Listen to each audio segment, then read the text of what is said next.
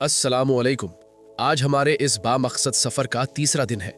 इस सीरीज़ का मकसद सिर्फ इस्लाह यानी सुधार और दीन की सही समझ हासिल करना है। आज हम हसद यानी जलन और इंसानियत के पहले कत्ल की हकीकत को समझेंगे।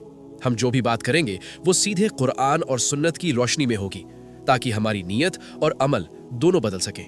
दुनिया की ज़मीन पर गिरने वाला सबसे पहला खून किसी जंग में नहीं बहा था, बल्कि एक सगे भाई ने दूसरे भाई का बहाया था। और उसकी वजह कोई दौलत या जमीन नहीं थी, बल्कि दिल में छिपी एक बीमारी थी जिसका नाम है हसद यानी जलन।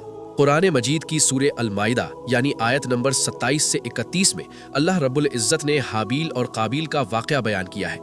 दोनों ने अल्लाह के लिए कुर्बानी पेश की।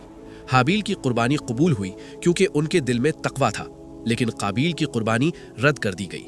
बजाय अपनी खता सुधारने के, काबील ने अपने भाई से कहा, मैं तुझे मार डालूंगा।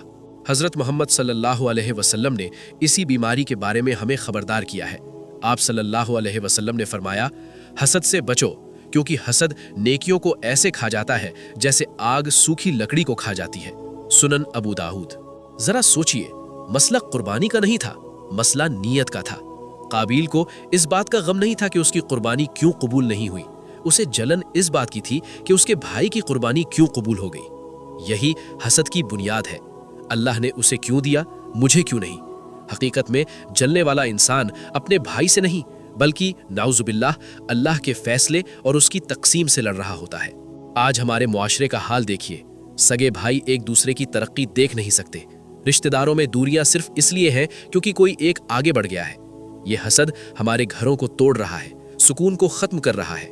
याद रखिए, दूसरे का चिराग बुझाने से आपका अपना चिराग रोशन नहीं हो जाएगा। रमजान का ये महीना सिर्फ पेट का रोजा रखने के लिए नहीं है, बल्कि दिल को इस हसद की गंदगी से पाक करने के लिए है। अपने दिल को साफ कीजिए। अगर किसी के पास नेमत देखें तो उसके लिए दुआ कीजिए, अल्लाह आपको उससे बेहतर अता करेगा। माफ करना और दिल बड़ा रखना ही मोमिन की शान है। अल्लाह हमारी नीयतों में इखलास पैदा फरमाए।